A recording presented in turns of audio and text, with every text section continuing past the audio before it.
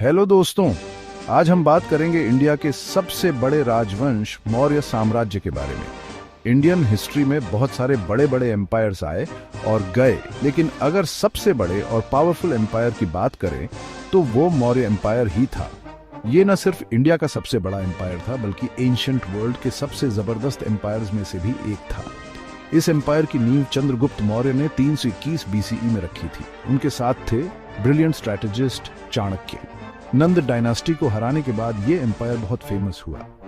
पाटलिपुत्र, जो आजकल पटना है, इसकी राजधानी बनी और लगभग 130 साल तक राज करने के बाद 150 बीसीई के आसपास ये एम्पायर खत्म हो गया।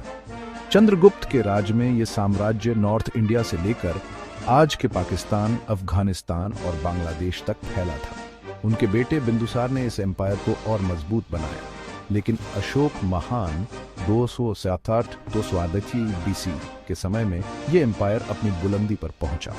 अशोक के राज में मौर्य साम्राज्य अपने चरम पर था, लगभग पूरे इंडियन सबकॉन्टिनेंट में फैला हुआ। उत्तर में हिमालय से लेकर दक्षिण में कर्नाटक और आंध्र प्रदेश तक, पश्चिम में अफगानिस्तान और ईरान की सीमाओं तक और पूर्व में बांग्लादेश और म्यांमार तक उनका राज था।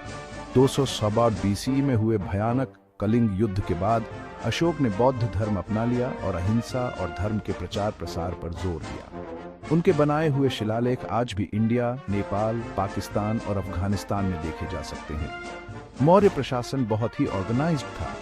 पाटलिपुत्र से पूरे राज्य को गवर्न किया जाता था। ये कई प्रोविंसेस में बंटा हुआ था, जहां गवर्नर्स नियुक्त किए जाते थे। टैक्स कलेक्शन और लॉ एनफोर्समेंट के लिए भी एक मजबूत सिस्टम था।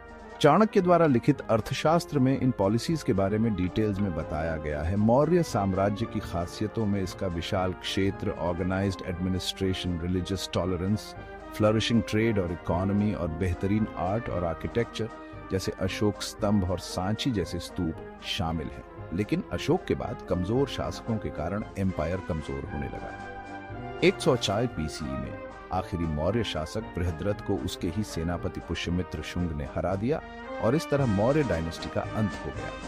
अंत में मौर्य साम्राज्य इंडियन हिस्ट्री का एक बहुत इंपॉर्टेंट चैप्टर है, जो अपनी पॉलिटिकल पावर, रिच कल्चर और लास्टिंग लेगेसी के लिए जाना जाता है।